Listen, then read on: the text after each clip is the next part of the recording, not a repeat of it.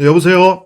네, 네, 안녕하세요. 의원님 안녕하십니까? 네, 오늘도 지난번처럼 오늘 토론회 총평을 좀 듣고 싶어서 전화를 드렸어요. 네, 네, 네, 네. 오늘 토론회 어떻게 보셨습니까?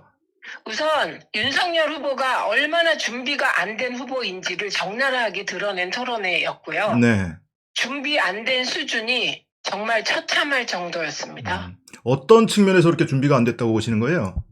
그러니까 우선 본인이 한 아주 중요한 공약을 본인이 몰라요. 음, 그게 외교안보 공약인데요. 네, 사실 제가 이거 뚜렷하게 기억하는 이유가 예, 윤석열 후보가 외교안보 공약을 한다고 해서 관심 있게 지켜봤기 때문입니다. 네네, 네, 이게 제가 9월 22일로 기억하는데 경향신문 기사를 몇 번을 읽은 기억이 나거든요. 네, 전술핵 배치, 핵 공유. 네.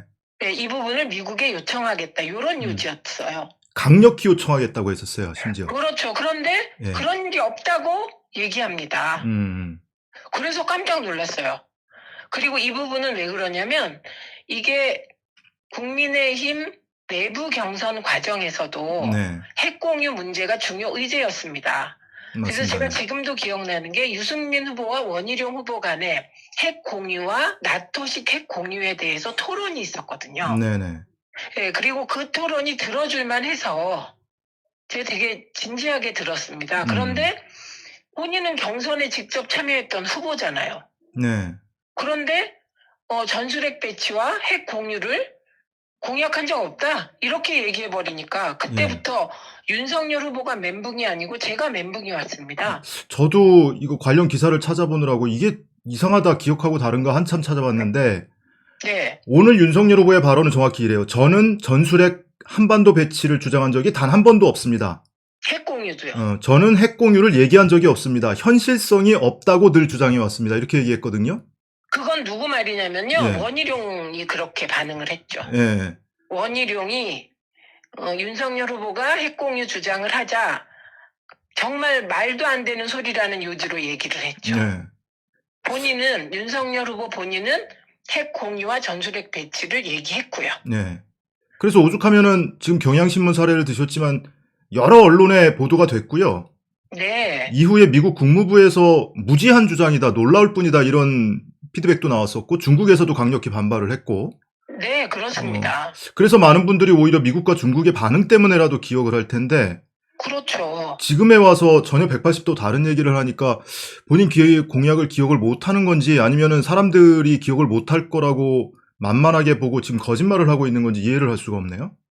저는 기억을 못하는 게 아닌가 합니다. 더 큰 일이죠. 심각한 일이죠, 그럼. 네. 네. 그리고 또한 그다음 제가 충격받은 순으로 얘기를 네. 할게요. 식량 안보에 관하여 얘기할 때 깜짝 놀랐습니다. 네네.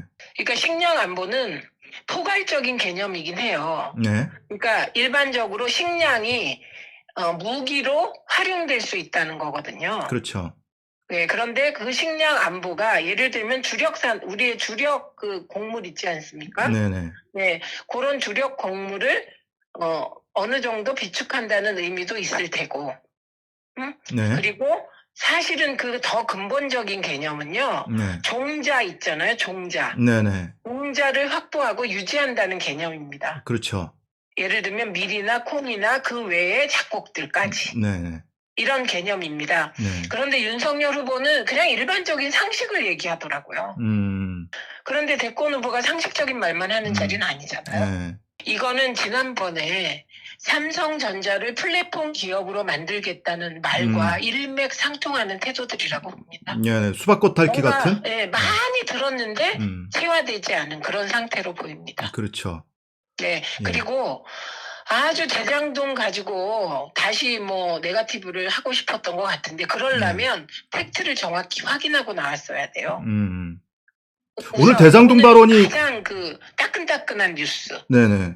원희룡이 원희룡했다 그 부분인데요. 뭐 분당 어디서 그 소위 문건이 발견됐다는 거잖아요. 네. 고속도로변 뭐 어디 뭐 하수구 하수구에서 그 네. 발견됐다는 건데 우연히 그 문건은 이미 검찰이 확보해서 그 네. 중에 몇 가지는 재판에 증거로 제출이 제출한 됐다. 자료입니다. 예예. 처음 나온 자료가 아니에요. 예. 이미 나왔던 얘기들입니다. 네. 그런데 그게 뭐 새로 나온 것처럼 그렇게 얘기를 하더라고요. 그러니까 네. 보고받은 것만 알고 있다는 거죠. 네네.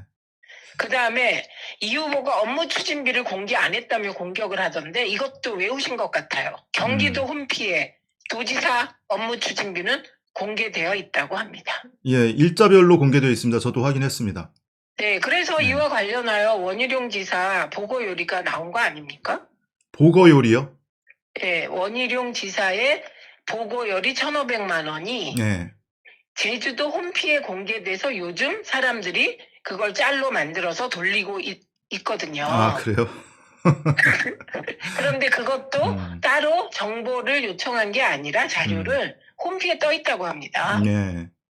당연히 경기도도 홈피에 도지사 업무 추진비가 공개되어 있는데 그것도 모르는 거예요. 네, 그 상시 공개하게 돼 있어요. 네, 그것도 네. 이상한 거죠? 그 오늘 저 대장동 발언을 오늘은 웬일로 윤석열 후보가 먼저 꺼냈는데. 근데 그게 네.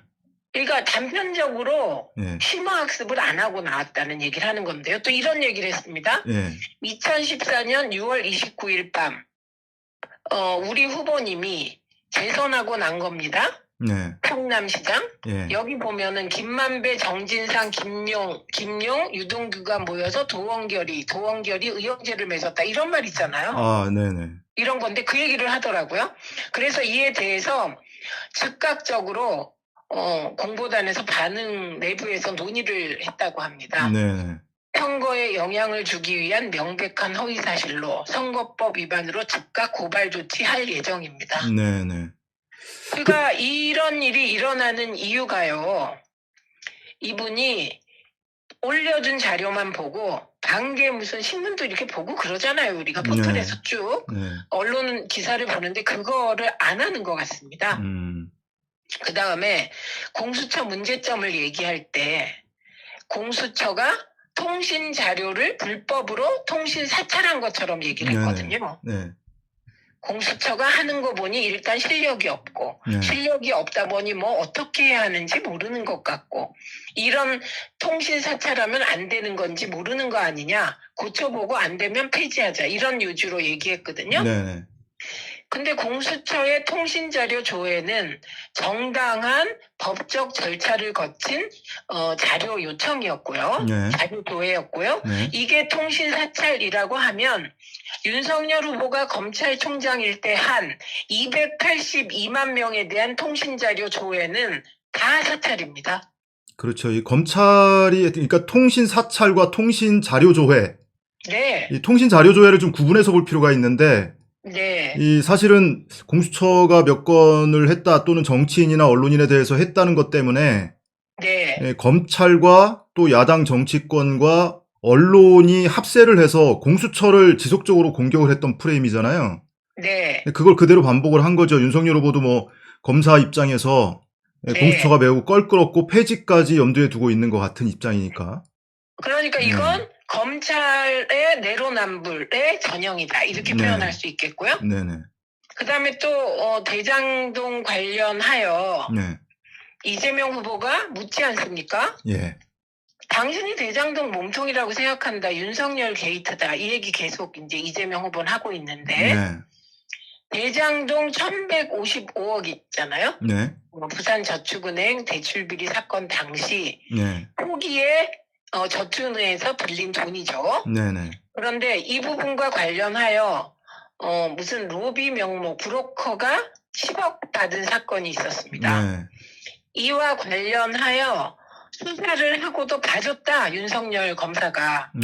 이런 문제 제기를 이재명 후보가 하니까 윤석열 후보가 뭐라 그랬냐면 일반 대출은 기소하지 않았다. 이렇게 얘기합니다. 네, 그렇습니다.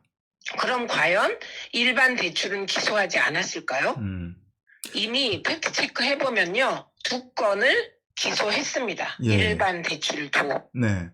그러니까 일반 대출이라 기소하지 않았다는 윤석열 후보의 말은 거짓이고요. 그때 윤 후보가 작성한 공소장을 보면 일반 대출로 기소한 사건이 수원 망포동 개발사업 시행사 주세움 서울 구로구 독산동 상가개발사업 시행사 주 송유산업개발 두 네. 건이 있습니다. 예. 그러니까 대장동 대출이 일반 대출이라서 수사 대상이 아니었다는 윤석열 후보의 주장은 명백한 거짓말입니다. 그러니까요. 이거를 본인이 공소장에 이렇게 일반 대출도 기소를 해놓고 지금에 와서 일반 대출이어서 수사 안 했다, 기소 안 했다라고 이렇게 둘러대는 이유는 다른 데 있지 않을까요? 저는 기억을 못하지 않나 싶습니다. 이분이 자기 공약도 기억을 못하니까 네. 그때 일도 기억을 못하는지 아니면 완벽한 거짓말을 하든지 이것이건 저것이건 다 큰 문제라고 생각합니다. 네. 오히려 이제 그 녹취록을 통해서 본인이 연계돼 있음을 강력히 뒷받침하는 이런 증거들이 나오니까 네. 그것과 연계성을 부인하기 위해서 당시에 기소 안 한 이유가 나와의 커넥션이 아니고 일반 대출이었기 때문에 정상적으로 기소를 안 한 것이다, 수사 안 한 것이다 이렇게 주장하는 과정에서 나온 말 아닌가 싶어요. 그러니까 네. 이러거나 저러거나 의문스럽게 넘어가려고 한다거나 전부 다 문제이고요. 네네. 예. 그 다음에 자잘하게 이상한 건 많지만 어쨌든 MD 체제에 편입하겠다. 네. 깜짝 놀랐습니다. 그거는 예. 이명박 박근혜도 안 했던 거잖아요. 네. 그거 정말 이해할 수가 없습니다. 그러니까 이분은 이 한반도의 지정학적 위치에 따른 지정학적 리스크가 무엇인지를 이해하고 있지 못한 거라고 생각합니다. MD 체제 편입과 함께 그 한미일 군사동맹 네. 그 부분도 굉장히 지금 섬뜩하더라고요. 이렇게 말했죠. 예. 한미일 군사동맹을 하게 되면 이제 심상정 후보가 네. 무사시에 일본 자위대가 들어온다. 이래도 좋으냐 이렇게 물으니까 예. 들어올 수 있다는 거 아니냐 이렇게 얘기를 했습니다. 예. 그러니까 정말 이분은 깊이 있는 고민이라고는 안 해본 거고요. 그러니까 그게 그 역사적으로나 또는 이 지정학적 측면에서 어떤 위험성을 네. 가지고 있는지에 대해서 과연 이해하고 있는가 하는 의심이 들게 만들어요. 그러니까 정말 걱정되는 거죠. 네. 한미일 군사동맹 전에 한일 군사정보보호 협정이 있었잖아요. 네. 지소미아라고 우리가 네. 일반적으로 얘기한 건데 그 부분이 정말 국회에서 뜨거운 감자였거든요. 네. 일본과 정보 교류한다는 부분에서 그냥 네. 일상적으로 하면 되지. 그것을 협정까지 맺어서 하게 되면 이게 한미일 군사동맹으로 이어질까봐 국회에서 네. 여야를 넘어 다 걱정한 거거든요. 네. 그래서 모른다는 거고 또 우크라이나를 얘기하면서 윤석열 후보가 뭐라 그랬냐면 정말 이렇게 하면 끝이 없을 것 같은데요. 우리 인터뷰가. 그래도 해볼게요. 한두 가지만 더 우크라이나 해주시죠. 침공 딱 터지자 네. 이재명 후보가 지구 반대편 먼 나라 일, 우리와 무관한 일이라고 했음. 네네네. 그 연설 발언을 조금 왜곡했죠. 왜곡해서 보고한 것 같아요. 예, 그런 것 같아요. 근데 이제 그것도 기사가 그런 식으로 나왔는데 그것도 기사 자세히 보면 안에는 이재명 후보 말이 다 들어있어요. 네네. 제목하고 중간 제목을 왜곡되게 뽑은 것만 본 것 같아요. 네네. 이재명 후보의 정확한 발언을 알려드릴게요. 네.